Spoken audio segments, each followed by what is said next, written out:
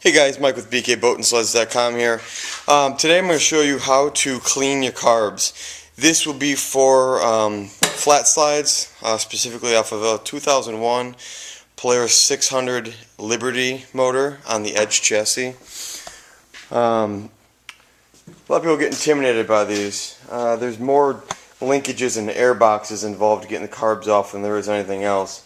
I've kind of already started, but basically on this style you want to just go ahead and pull your airbox cover off. I just drape it to the side. You could unplug the coils and stuff if you need to, but not necessary.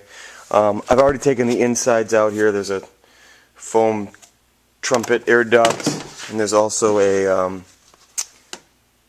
boot here. It's important, see all this debris and this garbage here in the airbox? It's important after, once you're done cleaning the carbs, before you put this thing all back together, you clean all this out real well, as well as anything in here, because basically all that stuff has the potential to go right into your carbs and clog a main jet, and to be honest with you, it pretty much defeats the whole purpose of cleaning the carbs. So the first thing I like to do is take off my throttle cable. I've already got them loosened. If you just loosen the top nut enough, you can loosen the bottom nut all the way down, so you can spin this whole thing right off the mount. And that way the top nut is kind of at least a good baseline of where it was adjusted before. And I'll show you how to adjust it once we get it back on. So I got this off. There's a slot there, and the cable comes out, and get it out of the way. And basically you're going to do the same thing with the choke. You can't really see on this bottom, but there's a slot where that cable goes through and that ball rests in. So you kind of got to lift it up, move the cable out of the way a different direction to slide the cable through the mount, and then that whole arm at the bottom of the cable will come out this pivot point. So you want to remove the choke cable as well. So now I've got both the throttle and choke cable removed. If your sled has this electrical harness here, that's a throttle position sensor. Go ahead and just unplug that. The next thing you want to do is either remove them from the airbox or from the carb. There should be some vent lines going to the airbox. Just remove those. You want to go ahead and loosen these clamps that hold it to the body. One on each side. Just loosen them enough. When we put this back on, you don't want to crank these on so tight that you're going to damage the rubber either. We'll get into that later. It does help if you have a longer, skinny screwdriver. So that should be all disconnected. Now the only thing on this one is you'll see there's a line right here that comes up right to the bottom of the carb, and there'll be another one on this side as well that comes up to the bottom of the carb. And there's a real small little clamp on there. Basically squeeze it and slide it down the hose. What that is that the oil injection hose, which has to come off. It'll be the last thing holding this set of carbs on. And that is imperative when you put this thing back on, that you do not forget to put that back on the carburetor, because you will definitely blow your motor with lack of oil. So I'm going to remove those two lines, and I'll get this this set of carbs off the sled here, and we'll bring it to the back. A couple things I should mention. When removing these lines, you can see the barb they came off of. There's the little clamp. You definitely don't want to use pliers on this line. If you damage it, it's just kind of you're going to have to really get in there to replace this line. So you're best off is using a small screwdriver to pry it off that barb if you need to. And then lastly, down here on the very bottom of the carb, you can see where my finger is kind of, there's a fuel line. That's the main fuel line pickup. There's a clamp down there as well. I will say what works awesome for these clamps is a set of Silver Eagle pliers. It's got a 90-degree bend on them.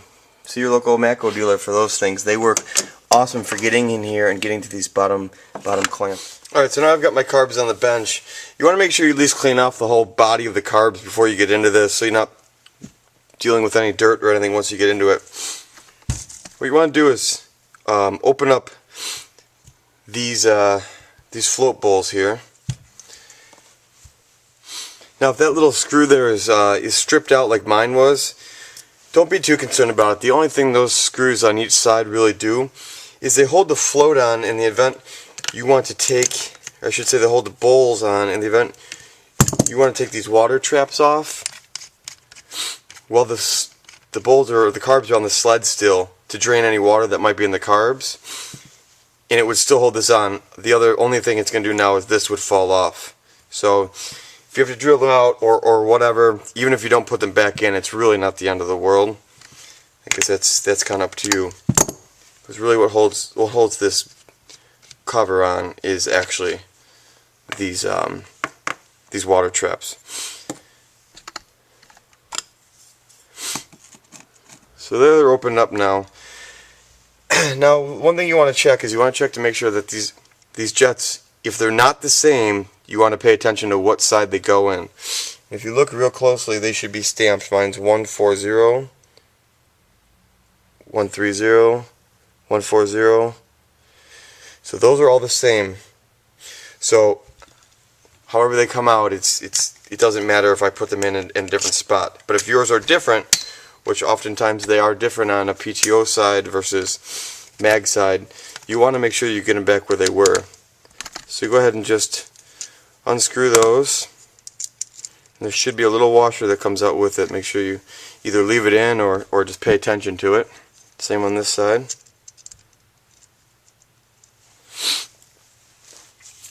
And then we want to take this jet out. You really want to make sure you've got a screwdriver that goes all the way across that jet blade.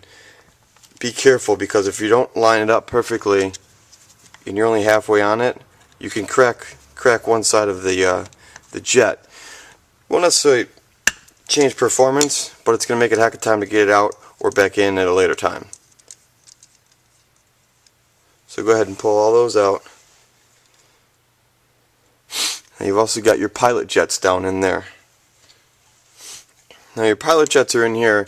Same situation. You want to get the biggest screwdriver you can to fit in this hole, because if you're off on these pilot jets, you can easily crack them. They're just brass. So once you get them threaded out, what I do is I just tip this upside down. Maybe they're not out of the way.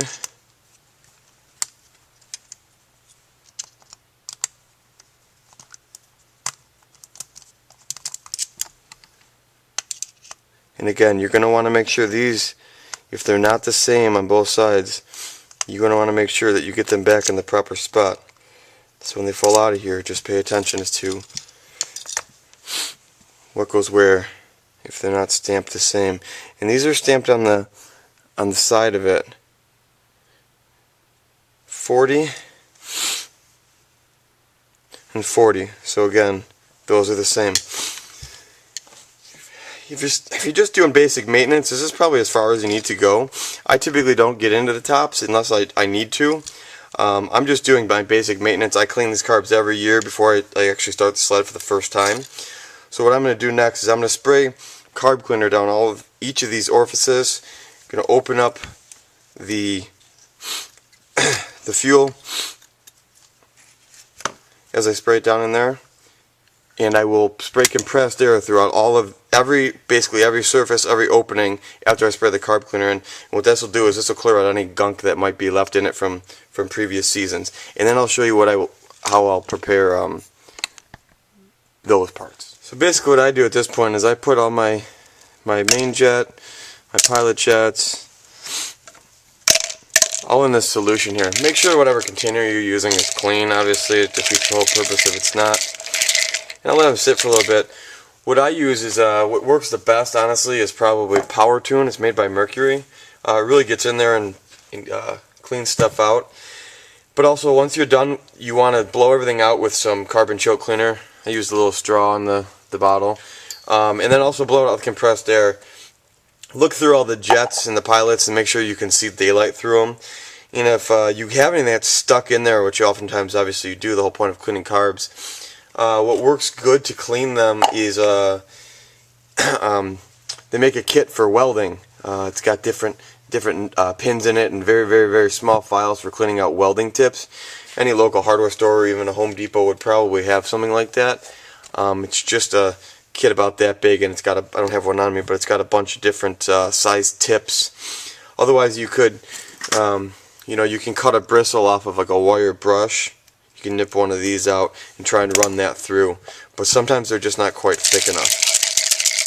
So just let it sit in there for a little bit, and then we'll clean them up and we'll put them back in the car. The other thing I should mention is when you're blowing these out, you want to check that these floats move up and down freely, and also that when you, I'm trying to hang them, but when you hang them, that they hang down, and they hang down pretty much at the same level. Check to make sure there's no cracks in the floats. If there's cracks in them, they can oftentimes fill up with gas, and then obviously they won't float, defeating the whole purpose of the carburetor opening the needle and seat.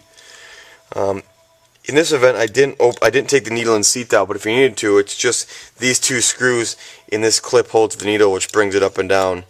Again, I just blew mine out with compressed air as well as carbon choke cleaner. So I'm going to drop my pilot jets in, and again, it doesn't matter on mine where these go because they're both the same. I've double checked. Go ahead and screw them in. Now remember, get them snug, but remember they're brass. They will strip out. Again, you don't want them so loose that they'll vibrate out. I've had that happen. And you'll pretty much have no bottom end if those things fall out. So you want them snug, but remember. And again, I've got a Matco screwdriver here that it's a 3x1/8. It works perfectly for those jets. So your local Matco dealer for that one.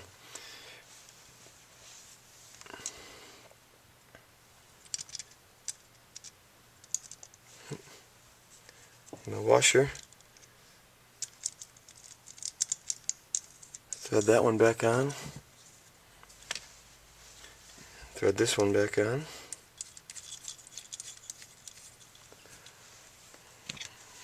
And same thing with these.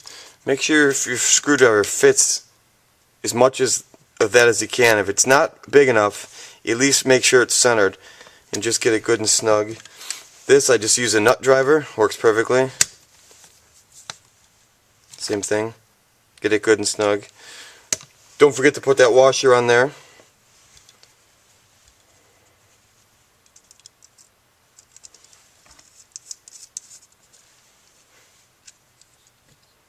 So I'll finish this up. I'm going to put the bowls back on. Same thing. I'm not going to put my other screw back in. I'm just going to use these to hold on the bowls.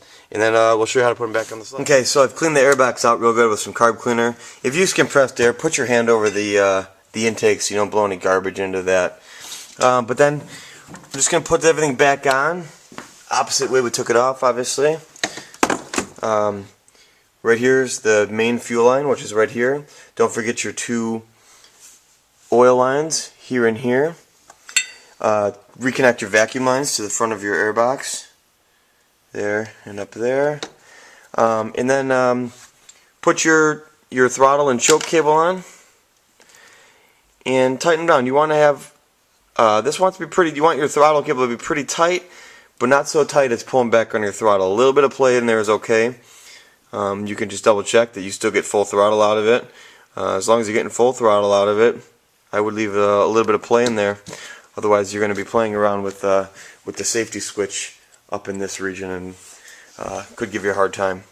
And plug your throttle position sensor back in, and you should be all good to go. Remember, after you've changed your carbs, make sure you run fresh fuel through in it. Don't clean your carbs and then start it up on the fuel you had in it from last year. It really will defeat the whole purpose of cleaning these things. So drain any fuel you've got in the tank, lift up the back end of the sled, get a safety siphon or some kind of siphon that'll get it out, and put fresh fuel in it. Because like I said, it really defeats the whole purpose. Next, we'll show you how to clean the rave valves or power valves, depending on the kind of sled you've got. And we'll go from there. Thanks, guys. Remember, if you need parts, bkboatandsleds.com. New, used, aftermarket, OEM, you name it, we got it. We can get it if we don't. So, hope you enjoyed it. And if there's any questions, just leave a comment here and we'll get back to you. Thanks again.